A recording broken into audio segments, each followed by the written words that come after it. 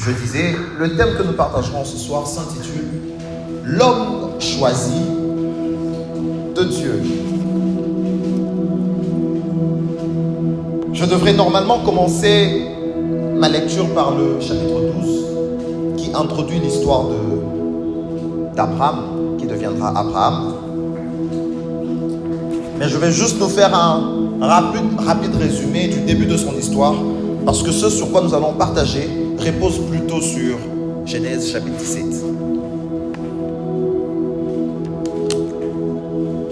L'homme choisi de Dieu. Nous connaissons cet homme sous le nom d'Abraham, mais nous savons aussi qu'il n'est pas né Abraham, il est né Abram. Et Dieu a changé son nom à un point critique du récit. Mais au cours de 99 premières années, des 175 qu'il a vécu au total, il s'appelait Abraham. Abraham. Cet homme qui a vécu 2000 ans avant que Jésus ne naisse sur la terre, vers la fin de l'âge de bronze, dans une cité florissante qui s'appelait Our des Chaldéens. En Chaldée, vous vous souvenez, n'est-ce pas, au chapitre 12. Déjà à partir du chapitre 11 au 28e verset, on fait mention du pays des Chaldéens, également connu sous le nom de la Mésopotamie, qui est située en Irak, l'Irak actuel, selon ce que les recherches archéologiques ont donné comme précision. De cette histoire-là, il y a peu d'éléments qui sont connus, et dans cette absence d'événements de cette période de l'histoire, il y a un homme qui sort de l'ordinaire, appelé Abraham. Un homme de qui Dieu accepte de mettre l'histoire en exergue, de présenter sa vie. Un homme ordinaire. Abraham n'était pas un homme extraordinaire. Abraham était un homme ordinaire dans sa cité, dans sa société, nullement différent de ses voisins. À sa naissance, il a reçu le nom d'Abraham, Abraham qui voulait dire « le Père est exalté ». Le Père est exalté. Abraham voulait dire « le Père est exalté ».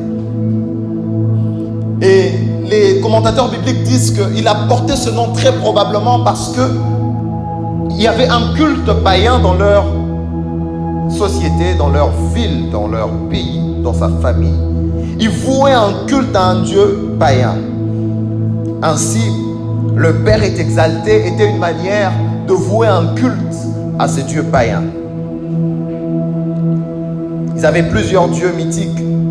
Et à la tête de leur dieu, il y avait le dieu Lune, Sin, que l'on considérait comme le Seigneur des cieux et créateur divin. Ainsi comme les membres de sa famille et lui-même Abraham, il est clairement établi que c'était un homme qui adorait des idoles. Parce que j'aimerais vraiment marquer ça en introduction, parce que l'image que nous avons d'Abraham est une image très embellie des Écritures à cause du parcours qu'il a eu. J'aime comment il est appelé dans les Épîtres. Il est appelé le père des croyants. Mais cet homme qui est appelé père de croyants n'a pas commencé ou n'est pas né père des croyants. Il est né idolâtre. Il est né un homme qui vouait un culte aux idoles. Né d'une famille des idolâtres qui croyaient en la mythologie, qui adoraient des idoles. Et malgré tout cela, malgré tout son passé, Dieu le choisit. Dieu le choisit. Dieu apparaît à Abraham malgré tout. Et il lui donne des instructions claires et précises.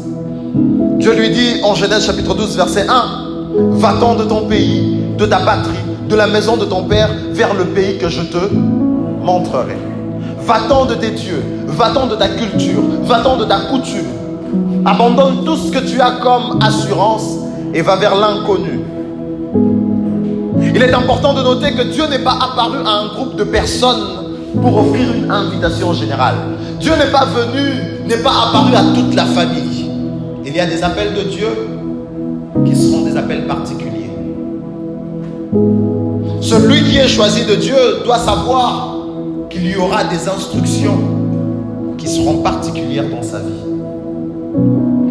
Comme pour le cas d'Abraham, lorsque Dieu lui apparaît, Dieu n'appelle pas son père, Dieu n'appelle pas toute sa famille, Dieu l'appelle personnellement. Va-t'en de ton pays, de ta patrie, de la maison de ton père vers le pays que je te montrerai. Nous avons dit, la première chose à noter, c'est que l'appel de Dieu, comme pour le cas d'Abraham, n'était pas général. Et il peut arriver dans notre vie que l'appel de Dieu, les instructions de Dieu ne soient pas générales. Abraham, l'homme choisi de Dieu. Une autre chose à observer dans l'introduction du récit d'Abraham, c'est que cet homme n'est pas un homme qui recherchait une relation avec Dieu. Abraham n'est pas un homme qui cherchait Dieu. Abraham n'est pas un homme qui allait vers Dieu. C'est Dieu qui a approché Abraham. Il est même très douteux de penser que Abraham avait déjà entendu parler du vrai Dieu. Nous n'avons aucune assurance pour conforter cette pensée qu'Abraham avait une connaissance de Dieu.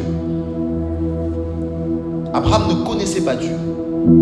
Et Abraham ne cherchait pas à connaître Dieu. Mais c'est Dieu qui lui apparaît. C'est Dieu qui fait le pas vers lui.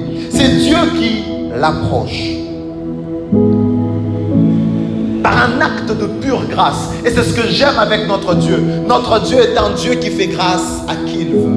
Miséricorde à qui il veut. Abraham qui était un idolâtre, né d'idolâtre, qui portait un nom, qui vénérait un Dieu païen, qui portait un nom, qui vénérait des idoles, Dieu lui fait grâce. Un acte de pure grâce. Dieu a plongé la main dans le trou idolâtre pour choisir Abraham et le sortir. Parmi toute une population, Dieu est venu vers Abraham et a dit: c'est sur toi que je porte mon regard. Pourquoi Abraham? Pourquoi Abraham en particulier? Est-ce qu'il n'y avait pas un autre homme? Il n'y avait pas un autre homme. Pourquoi seulement Abraham? Abraham ne s'était pas détourné des idoles de son père pour chercher Dieu. Abraham ne s'est pas rendu digne de la miséricorde divine. Loin de là, l'Éternel a choisi Abraham pour des raisons que seuls les cieux connaissent. Nous ne saurons jamais sur terre pourquoi Dieu a choisi Abraham. Et c'est ça la beauté de la grâce. La beauté de la grâce, c'est que la grâce ne se justifiera jamais. La beauté de la grâce, c'est que la grâce ne donnera jamais d'excuses, de raisons pour expliquer son choix. Pourquoi Marie? Ce n'est pas parce qu'elle était vierge. Il y avait plusieurs vierges en Israël. Pourquoi Abraham? Nous ne saurons jamais. Seul le ciel, seul Dieu dans le ciel, c'est pourquoi il a porté son choix sur Abraham. Nous pouvons être certains d'une chose: Abraham n'a rien fait pour gagner ou mériter la faveur de Dieu. Il n'a rien fait pour mériter la faveur de Dieu. Pourtant, l'Éternel lui est apparu. Lui, cet homme idolâtre, cet homme superstitieux. Et il lui dit: je ferai de toi une grande nation. Je te bénirai. Je rendrai ton nom grand. Je ferai de toi une source de bénédiction. Dans d'autres versions, on dit: deviens donc une source de bénédiction. Je bénirai ceux qui te béniront, je maudirai ceux qui te maudiront. L'appel de Dieu à Abraham commence par un impératif: va-t'en. Un ordre, un commandement clair. Dieu lui dit de quitter son pays pour une terre qu'il lui montrait. Quelque temps plus tard, pour recevoir les bénédictions de Dieu, je suis encore au chapitre 12, il fallait que Abraham fasse un pas, que Abraham quitte. Il a quel âge? Il a 75 ans, 75 ans. C'est pas un jeune homme, Abraham, lorsqu'il quitte son père. C'est pas un jeune à qui on dirait il est tombé sur la tête. Il est encore fort. Il a encore la vie devant lui. Il avait 75 ans. Et un Dieu inconnu lui apparaît et lui dit: abandonne tout, pars. Il devait laisser derrière lui tout ce sur quoi il se reposait, tout ce sur quoi il avait une assurance de sécurité et de survie. Son pays natal, ses membres de famille. Et croire qu'un Dieu inconnu, honorerait ses promesses. Cet homme qui est appelé Père des croyants est appelé Père des croyants à raison. Parce que lorsque Dieu lui apparaît, c'est exactement un Dieu inconnu. Il n'a pas d'histoire avec Dieu. Aujourd'hui, nous avons une histoire. Nous, aujourd'hui, nous parlons, nous nous appuyons sur Abraham, le Père des croyants. Il est dit, afin que tous ceux qui croient, Abraham soit leur Père, le Père des croyants. Nous, aujourd'hui, nous avons un repère sur quoi nous pouvons nous baser lorsque nous devons faire des choix. Mais cet homme, il n'en avait pas. Il n'avait qu'une parole d'un Dieu inconnu et sa foi qu'il devait exercer. Et ce que j'aime, c'est que lorsque le choix de Dieu vient, lorsque la grâce de Dieu vient, elle fait naître la foi. Elle fait naître la foi. Car la foi, le dit l'Épître aux Éphésiens, 2e chapitre. La foi est un don de Dieu. Que Dieu te bénisse, Sœur Jessie. Tu es avec moi.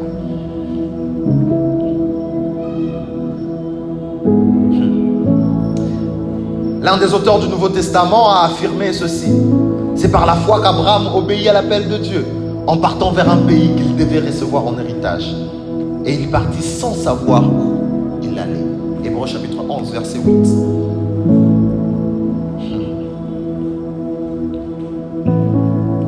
Mettons-nous un peu dans le cas d'Abraham. Papa Richard, le marié que nous avons ici, vous avez 75 ans. Votre femme, maman Flora, en a 65. Vous avez des serviteurs. Vous êtes bien établis dans vos terres. Vous avez une communauté de gens que vous connaissez depuis votre naissance. Vous avez des Jimmy, des Aristote, des Jesse autour de vous. Et soudain,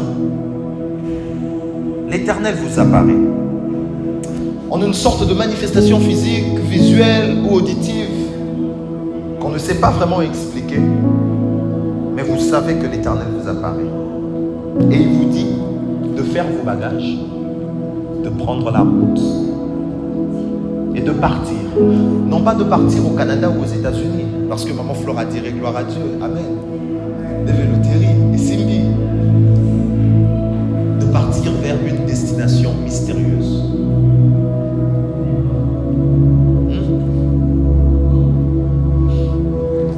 Ce n'est même pas encore à Masimanimba, parce qu'au moins, on sait qu'on va à Masimanimba. Une destination, un pays que je te montrerai. Pas que je te montre. Je ne peux même pas dire que Dieu m'a dit que nous allons à tel endroit. Dieu m'a dit allons dans un endroit qu'il me montrera. Est-ce que vous imaginez un peu la conversation entre Abraham et sa femme, entre Abraham et ses amis? Oh, Abraham, ça va? Entre Abraham et sa belle famille. Oh, bouf, comment vous allez? Ah, petit Nanga, ça va. Oh, même, bouf. Non, vous avez ça, bagage, Nandaku.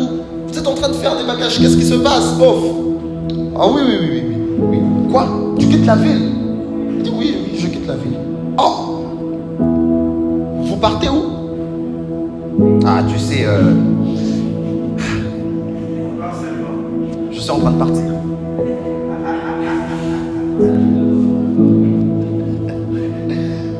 Vieux, je comprends pas un peu. Explique-moi, qu'est-ce qui se passe? Tu quittes la maison, tu laisses notre soeur?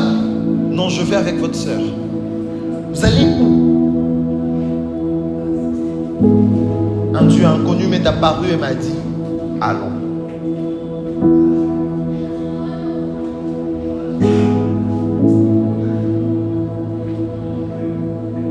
Vous allez où? Petit, je ne sais pas. Et je ne sais pas t'expliquer. Mais, je te dis simplement, prépare tout ce que tu as. Toi aussi, fais tes bagages. On part.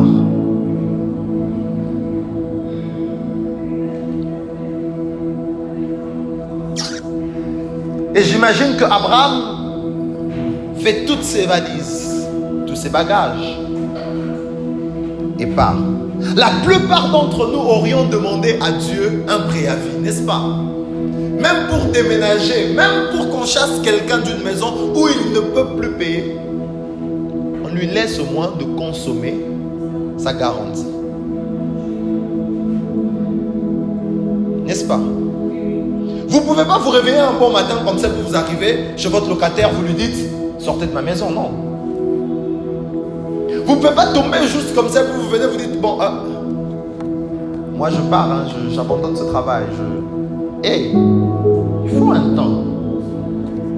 Même au travail, il faut un temps pour préparer votre départ, former les autres. Mais là, Dieu vient comme ça, tout bonnement. Il dit à un homme, lève-toi, va-t'en de ton pays. Et ce qui est à la fois beau et miraculeux, c'est que comme je l'ai dit, la grâce a suscité la foi dans le cœur d'Abraham. Un Dieu inconnu lui est apparu et il a cru. La plupart d'entre nous aurions eu besoin du temps avant de nous décider. On serait entré en retraite. Mais Dieu a demandé à Abraham d'obéir à son appel sans information complète. Sans information complète.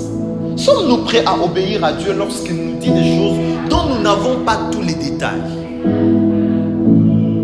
Es-tu prêt aujourd'hui à obéir à la parole de Dieu sans savoir où tu vas? Abraham ne savait pas où il allait. Mais il est parti. Il est parti.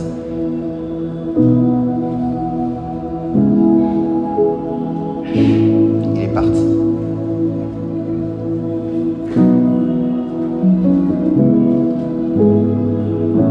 Et c'est de cet homme que nous allons tirer certains enseignements. Il prend la route. Il a quel âge? 75. Nous sommes au chapitre 12. Nous ne sommes pas encore au chapitre 17. Nous sommes au chapitre 12, au premier verset. Il a 75 ans. Chapitre 12, chapitre 13, chapitre 14, chapitre 15.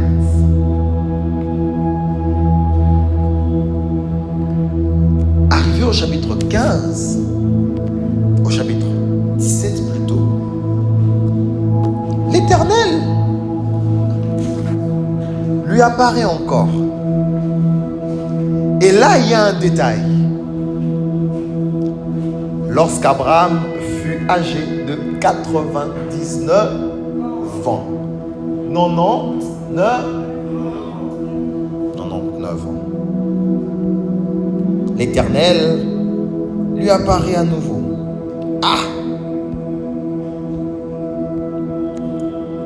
Âgé de 99 ans. 24 ans après.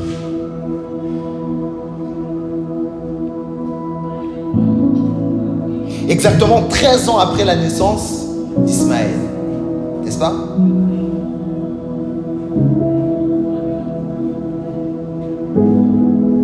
Et là, l'Éternel vient et se révèle à lui en des termes précis.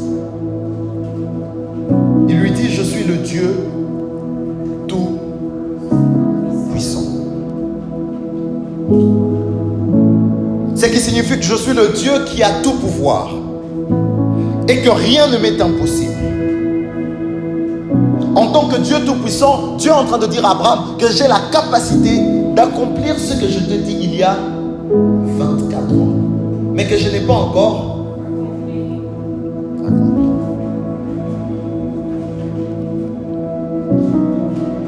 Il y a une période de silence qui se passe. Parce que entre le chapitre 12 et le chapitre 16, où Ismaël va naître, n'est-ce pas, nous sommes ensemble? Entre le chapitre 12 et le chapitre 16 de la naissance d'Ismaël, Dieu vient, Dieu parle à Abraham. Dieu parle à Abraham. Dieu, il doit aller détruire Sodome et Gomorrhe. Dieu passe chez Abraham. Abraham intercède pour Lot. Lot est sauvé. Nous sommes ensemble, n'est-ce pas? Dieu dit, cacherai-je à mon ami Abraham ce que j'ai décidé de faire? Donc 12, 13, 14, 15, 16 sont des étapes dans lesquelles le Dieu inconnu n'est plus vraiment le Dieu inconnu. Est un Dieu qui se révèle à Abraham. Un peu chaque année qui passe, un peu chaque jour qui passe, Abraham apprend à connaître une facette différente du Dieu qui lui était apparu. Il se rapproche dans sa marche avec Dieu.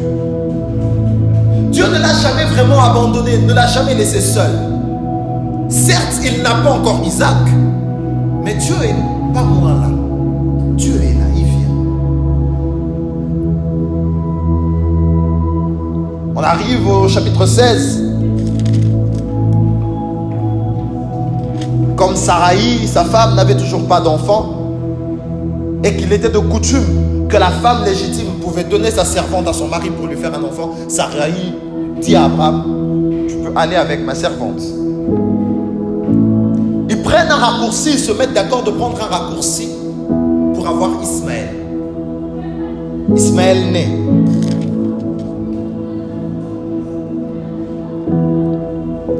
Et au chapitre 11 au verset 11 du chapitre 16, nous voyons là encore que l'ange de l'Éternel apparaît à Abraham. Abraham est un homme qui a une relation avec Dieu. Il communique.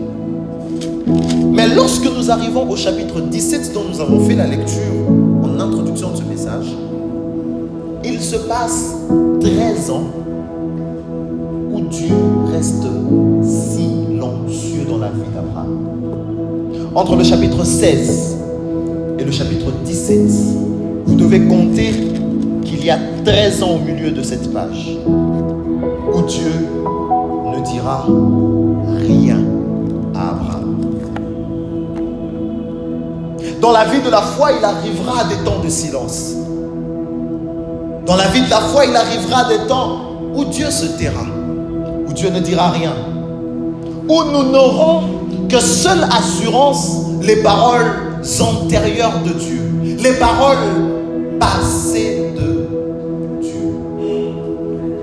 Voilà pourquoi ceux qui vont loin dans la foi, ceux qui réussissent la vie de la foi, sont ceux qui s'appuient sur la parole éternelle de Dieu et non sur les prophéties. Parce que les prophéties cesseront. Amen. C'est la Bible qui le dit. Au ciel, il n'y aura pas de prophétie. Au ciel, il n'y aura pas de Major One. Il n'y aura pas de Big Prophet au ciel. Les prophéties cesseront sur la terre. La Bible le dit. Mais la parole de l'Éternel demeurera éternellement. Si Abraham était comme nous aujourd'hui, tellement attaché aux prophètes, il aurait changé d'église. Il aurait dit, je quitte un peu le centre évangélique Grâce et Vie. Je crois que je vais aller à Jésus revient. Parce que j'ai l'impression que les prophètes de Grâce et Vie ne voient plus bien, ne voient plus clair. Ça fait 13 ans que Dieu ne parle pas. Ça fait 1 année que je viens à l'église, on ne me voit pas. Les prophètes défilent, on ne me voit pas. Nous commençons à venir à l'église à la recherche qu'on nous voit et qu'on nous scanne, qu'on nous tape la main, qu'on nous dise, dis avec moi Amen. Pendant que tu dis Amen, je vois.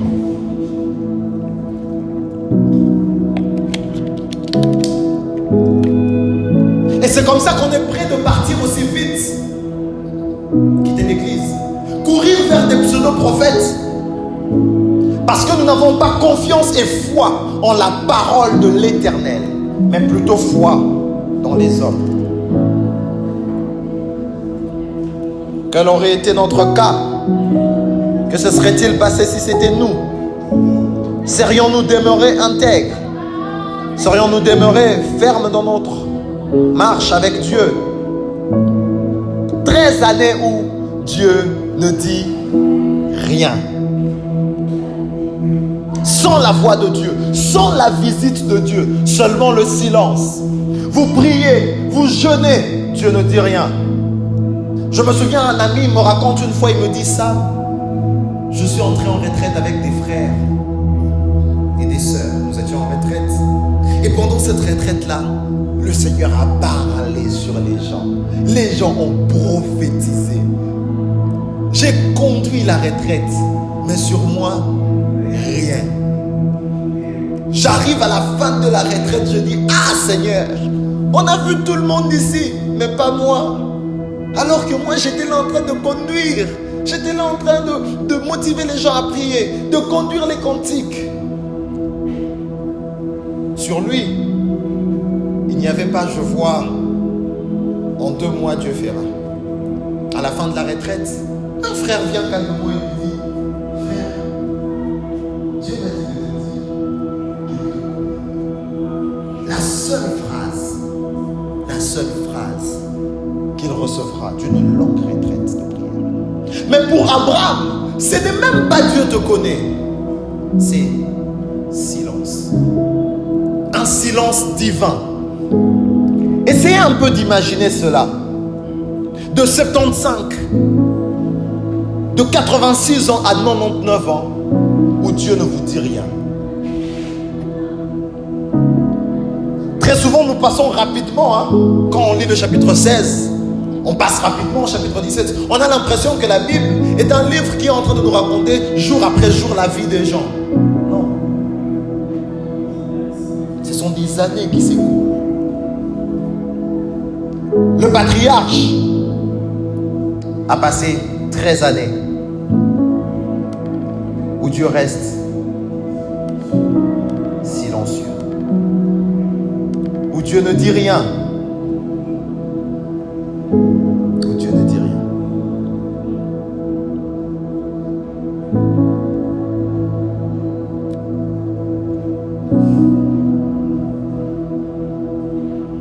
Abraham, au chapitre 16, il essaye d'aider Dieu. Et ça se termine très mal, parce qu'il doit se séparer de son fils Ismaël.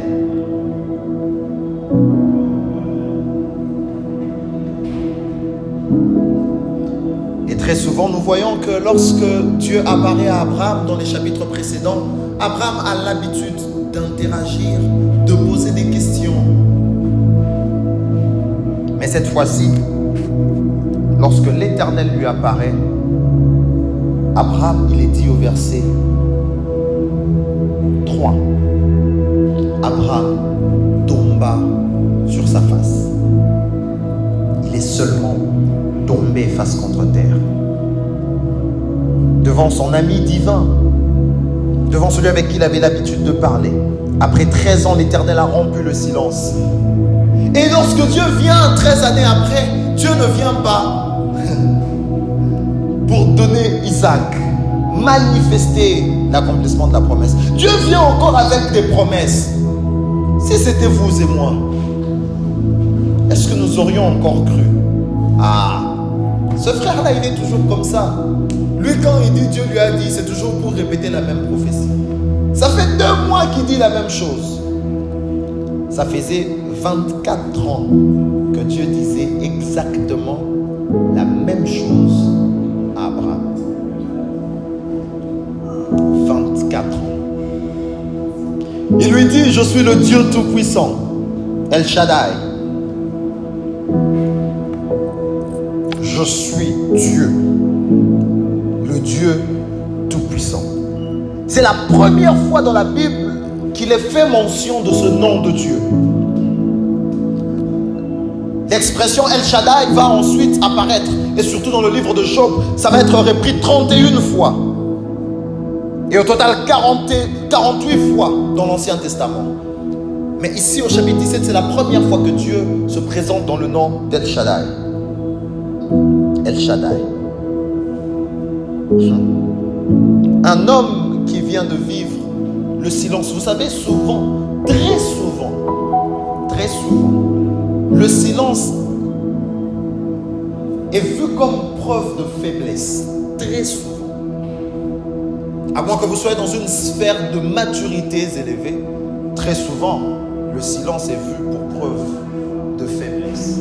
Voilà pourquoi même quand il y a souvent des problèmes, vous verrez des gens dire, moi je veux lui parler, il ne sait pas qui je suis, je veux lui prouver qui je suis. Très souvent. Mais celui qui reste silencieux,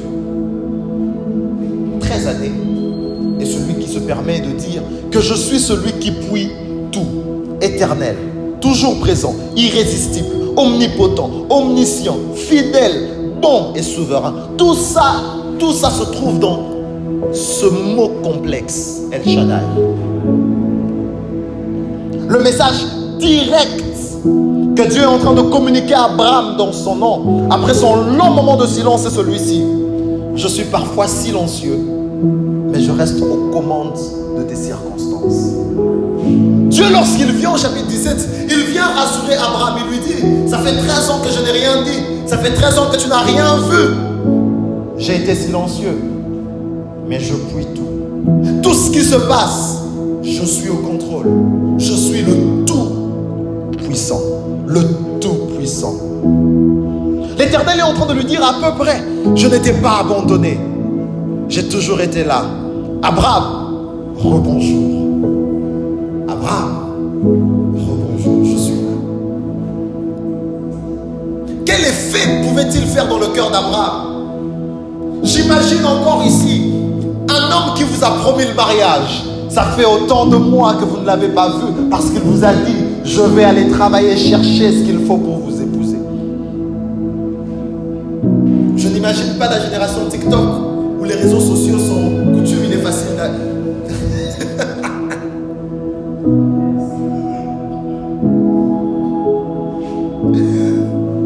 où il est facile d'être en communication avec quelqu'un qui est très loin. J'imagine un peu 50, 60 années en arrière où il y avait quoi? 60 années en arrière, il y avait quoi, Papa Richard? Pour communiquer. Les phonies, les fax. La lettre où il fallait aller déposer la lettre à la poste. Imaginez un peu que votre fiancé, il vous a promis le mariage et il est parti dans une terre inconnue. Un peu comme Abraham, il part sur une terre inconnue et Dieu aussi prend la tangente. 13 années se passent où il y a le silence, où votre fiancé ne dit rien. Et un bonjour, un bonjour, par le plus grand des hasards, comme diraient ceux du monde,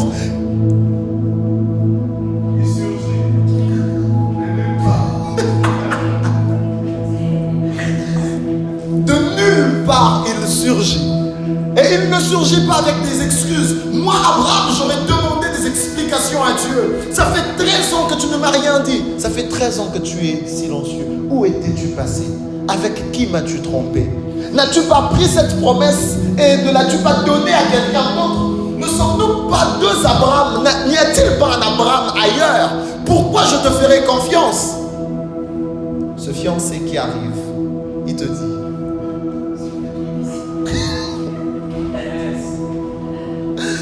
je suis là.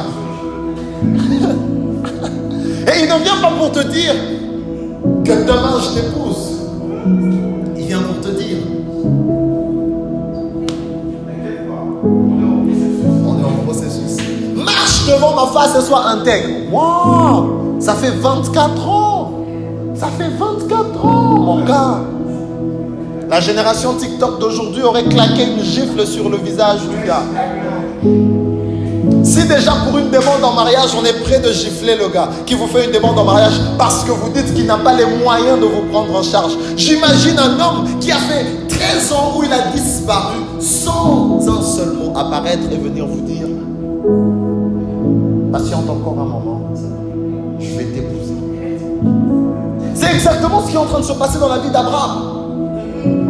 Abraham ne vit pas cette épreuve en riant, il l'a vit en souffrant. Rappelez-vous de la prière qu'Abraham fait à l'Éternel à un moment. Il lui dit, je suis en train de mourir.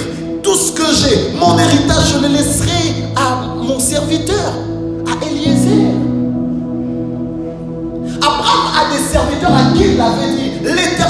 est apparu et m'a dit que j'aurais un fils. Ils sont là jour après jour. Il y a certains qui sont morts, qui ont dit à leur fils que notre maître nous avait dit que l'Éternel lui est apparu et lui a dit qu'il aurait un fils. Ils sont morts. Leurs enfants ont vu leurs parents mourir.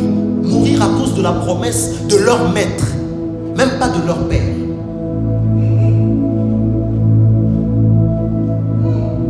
Est-ce que nous nous mettons un peu dans la position d'Abraham? Et c'est cet homme à qui l'Éternel vient lui dire: bonjour Abraham, ça fait 13 ans que je n'ai rien dit. Sois intègre, marche en ma présence. Et Seigneur, Seigneur, Seigneur, Dieu aurait pu choisir d'autres phrases. Dieu aurait pu choisir d'autres phrases pour commencer. Il aurait pu lui dire: Abraham, ça fait 13 ans que je ne t'ai pas dit de mots. Sois béni pour cela. Tu es encore resté là. Maintenant, c'est le temps. Mais Dieu lui dit,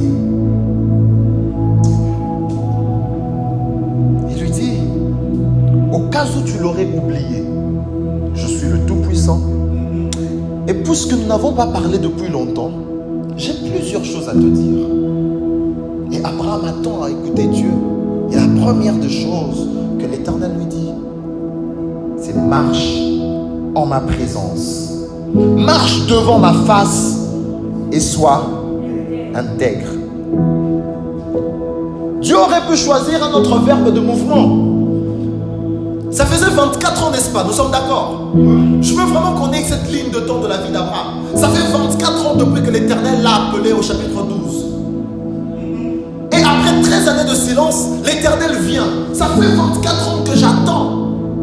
Et Dieu, tu me dis: marche. J'ai 99 ans. J'aurais encore compris que l'Éternel lui dit: dépêche-toi devant ma face. J'aurais encore compris que l'Éternel lui dise: cours devant ma face. J'aurais encore compris que l'Éternel lui dise: fais des grands pas devant ma face. Mais l'Éternel lui dit: marche. Dieu choisit une image, celle de placer un pas après l'autre, de façon répétée et constante. La vie de la foi n'est pas une course. La vie de la foi, moi je l'ai toujours dit, c'est pas un sprint. La vie de la foi est une course de fond, une marche où on va loin. On n'entre pas dans la vie de la foi vaille que vaille. On ne marche pas pour marcher. On marche de manière réfléchie. Un pas répété, un pas constant après l'autre. Il lui dit: marche devant ma face. Ne t'agite pas. Vous savez, une personne qui marche est une personne qui est sereine. À la différence d'une personne qui court, très souvent lorsque l'on court, on est dans la précipitation. Lorsque l'on court, c'est parce qu'on veut arriver vite vers un objectif. Mais celui qui marche prend son temps.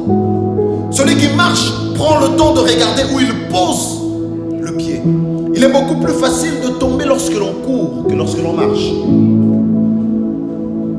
N'est-ce pas? Celui qui marche regarde il pose les pas. Et Dieu lui dit: non, ne te dépêche pas devant ma face. Marche. Marcher est une action qui porte une personne d'un endroit à un autre. N'oublions pas que l'histoire d'Abraham est une histoire de marche. N'oublions pas que l'histoire d'Abraham est basée sur un motif de voyage. Dieu lui a dit: va-t'en. Et lorsque Dieu revient 24 années plus tard, Dieu ne change pas d'intention. J'aimerais dire à quelqu'un: les hommes peuvent changer, mais Dieu ne changera jamais. Après 24 ans, Dieu est resté le même, immuable en sa promesse. Il lui dit: marche. Marche. Une action durable à long terme. Lorsqu'il est question de courir, de faire un sprint, c'est souvent des courtes distances. Lorsque Usain Bolt devait faire un sprint, c'était souvent 100 mètres, 200 mètres, 400 mètres. Vous ne verrez jamais ceux qui font 10 km, 20 km courir, sprinter. Ils Il ne sprinte jamais. Il marche. Il marche. La vie de la foi est une vie dans laquelle Dieu nous appelle à marcher. Non pas seulement à marcher, mais à marcher devant sa face. Un marathon demande tout ce que vous avez en vous pour effectuer la course, puis des jours entiers de récupération.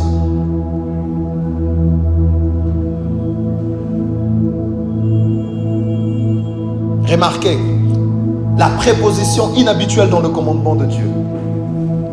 Marche devant ma face. D'habitude, on dit marcher avec quelqu'un, n'est-ce pas? Marche avec moi. Mais la préposition hébraïque devant donne l'idée de pour en ce qui concerne. Nous comprenons là que la marche n'est pas littérale. C'est une analogie entre la relation. C'est une analogie pour la relation d'Abraham avec Dieu. Lorsque nous lisons marche devant ma face, nous lisons en d'autres termes marche en ce qui me concerne, en faisant ce qui est juste de façon répétée et constante, jour après jour, dans la longue course de ta vie. Je le répète, lorsque Dieu dit à Abraham, marche devant ma face et sois intègre, Dieu est en train de dire à Abraham ceci: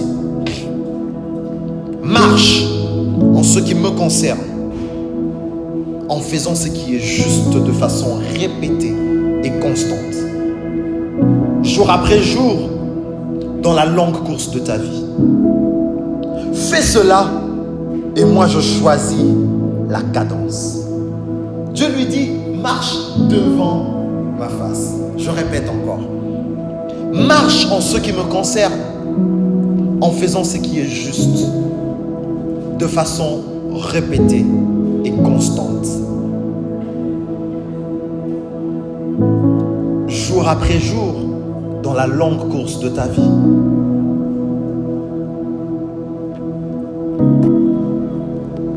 Fais cela et moi je choisis la cadence.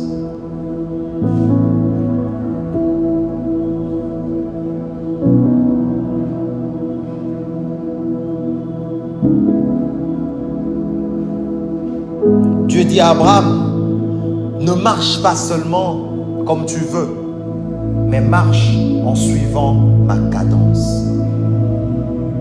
Ceux qui ont servi dans l'armée et les musiciens aussi ont une très bonne compréhension de la cadence.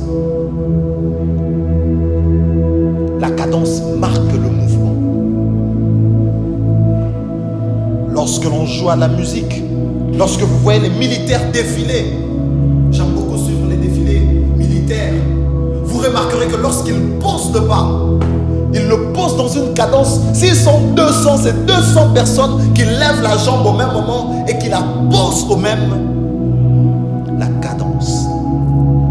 Dieu dit à Abraham, lorsque je poserai le pas, pose-le. Lorsque je lèverai le pas, lève-le. Ce soir, l'Éternel est en train de dire à quelqu'un, lorsqu'il pose le pas, posons-le. Lorsqu'il dit, disons. Lorsque Dieu ne dit rien, ne disons pas. C'est ça, marcher devant la face de l'Éternel. C'est être là, au bon endroit, sur les commandements de l'Éternel, attendant que Dieu nous dise de bouger. Marche devant ma face et sois intègre. Il commence par se présenter en tant que El Shaddai, le Dieu souverain, le Dieu tout-puissant, et lui donne un ordre. Marche en suivant ma cadence. Et ce premier commandement a été suivi par un deuxième. Marche devant ma face, marche selon ma cadence et sois intègre. Sois intègre. Le terme intègre veut dire sois complet, sois entier, sois saint, sans défaut, non pas sans péché. Et j'aimerais marteler là, Dieu dit à Abraham, marche devant ma face et sois intègre. Ce qui veut dire sois complet, sois entier, sois saint, saint comme saint d'esprit, sois sans défaut. Mais Dieu ne vient pas dire à Abraham, sois parfait, sois sans péché. Et je vais expliquer cela. Parce que personne ne peut accomplir parfaitement la loi de Dieu. Il n'y a qu'un seul qui a accompli parfaitement la loi de Dieu. Il s'appelle Christ. Et il fallait qu'il le fasse afin que sa sanctification nous soit imputée. Le commandement de Dieu signifie reste ancré moralement, même après une erreur. Dieu sait qu'Abraham est un pécheur. Dieu sait qu'Abraham aussi a besoin de justification. Dieu sait qu'Abraham aussi attend la rédemption. J'aime ce qui est dit dans Hébreux chapitre 11. Tous ces héros de la foi dont il est question dans le livre d'Hébreux chapitre 11 ne sont pas des hommes qui étaient parfaits. Ils avaient aussi en vue la rédemption qui les attendait, la cité céleste préparée par l'Éternel. Ils attendaient que Christ vienne et que Christ meure à la croix. Ils sont morts dans l'espérance. Dieu savait qu'Abraham n'était pas parfait, mais Dieu lui dit, sois intègre. Dieu sait que tu n'es pas parfait. Dieu sait que je ne suis pas parfait. Mais Dieu nous dit ce soir, soyons intègres. Soyons ancrés moralement, que nos pensées soient ancrées dans la parole de Dieu. Même lorsqu'il nous arriverait de tomber, que nous puissions nous relever et dire, Père, j'ai péché contre toi. Que lorsque la tentation arrivera, que nous ressassions la parole du Seigneur dans nos cœurs et que nous puissions tenir ferme au jour de la tentation.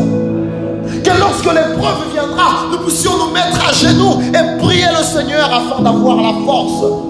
C'est cela demeurer intègre. Que lorsque le péché arrivera, que nous nous rappelions que nous avons un souverain avocat auprès du Père qui intercède pour nous, mais qui n'attend qu'une chose, que nous nous repentions et revenions à lui. Marche devant ma face et sois intègre. Pour paraphraser cela, Dieu est en train de lui dire, je sais que tu peux commettre des fautes, mais garde les yeux fixés sur moi, les oreilles branchées sur ma voix, l'esprit éveillé à mes conseils. Dans le processus Abraham, tu découvriras que tu t'es élevé au-dessus de la superficialité du monde autour de toi. Je le répète, fais-moi confiance et plus tu avanceras, tu remarqueras, tu comprendras que tu t'es élevé au-dessus de l'ordinaire. Parce que ceux qui marchent avec l'Éternel, Dieu les prend et il les place au-dessus de la vie.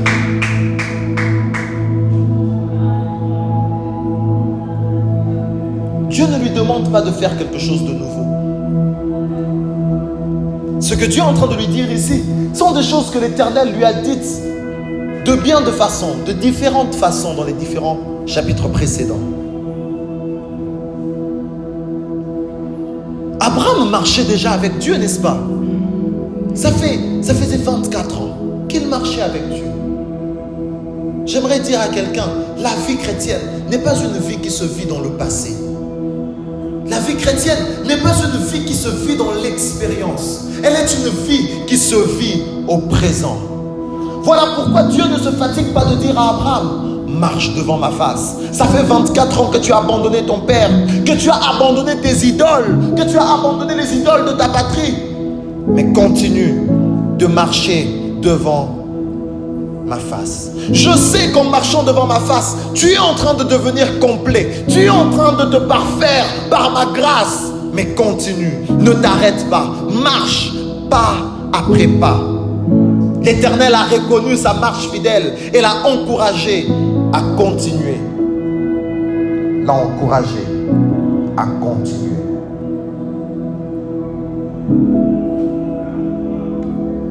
Je vais chuter ce soir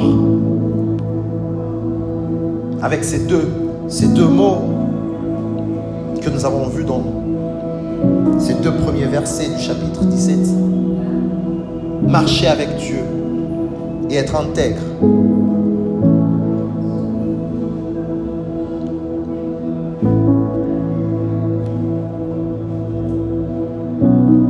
Il y a un homme qui a écrit un livre, L'éloge de la discipline, qui a dit ceci: la superficialité est la malédiction de notre époque. La superficialité est la malédiction de notre époque. La doctrine de la satisfaction instantanée est un problème d'abord spirituel.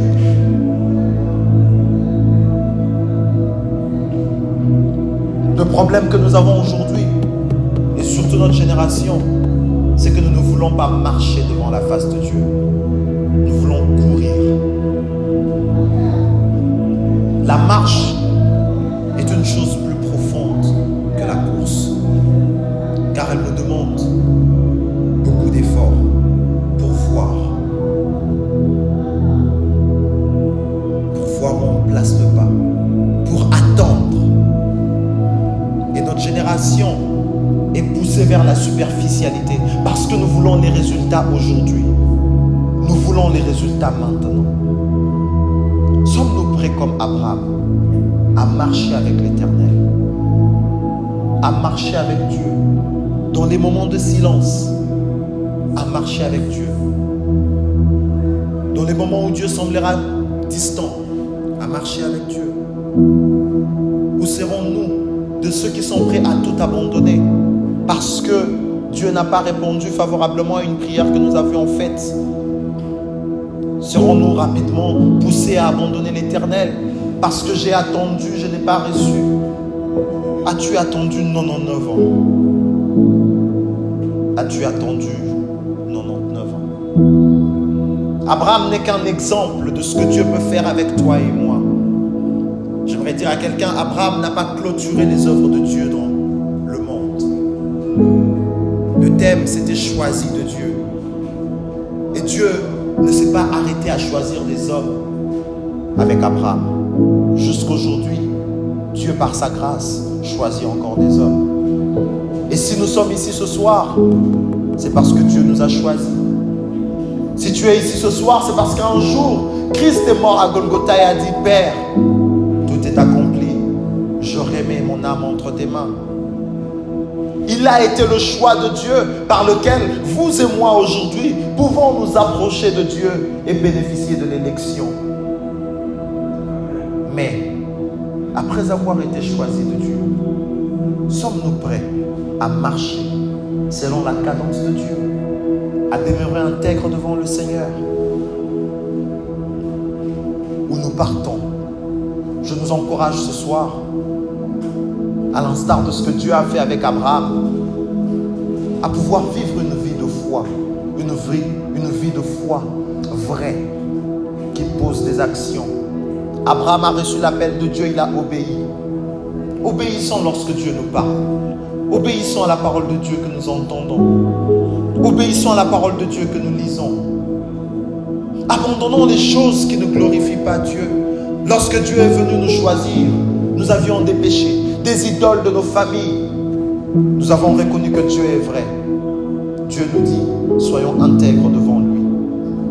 Continuons d'obéir à sa parole en nous détournant de ce qui est mauvais afin qu'il puisse nous parfaire. Et certainement, celui qui a fait la promesse ne mentira pas. Il l'accomplira. Comme Abraham un jour, Isaac arrivera. Et au-delà des bénédictions terrestres, ce qui est bien avec l'alliance que Dieu fait avec Abraham, c'est qu'elle est basée d'abord sur des bienfaits spirituels. Abraham est mort sans voir Jacob, sans voir les 12 tribus d'Israël, sans voir le Messie. Mais il est mort dans l'espérance. Et aujourd'hui, il peut être appelé le Père des croyants. Si nous faisons confiance en Dieu, le Seigneur ne manquera pas de justifier notre foi. Et dans l'éternité, nous serons avec lui dans la joie. Que ce Seigneur bénisse sa parole dans nos cœurs.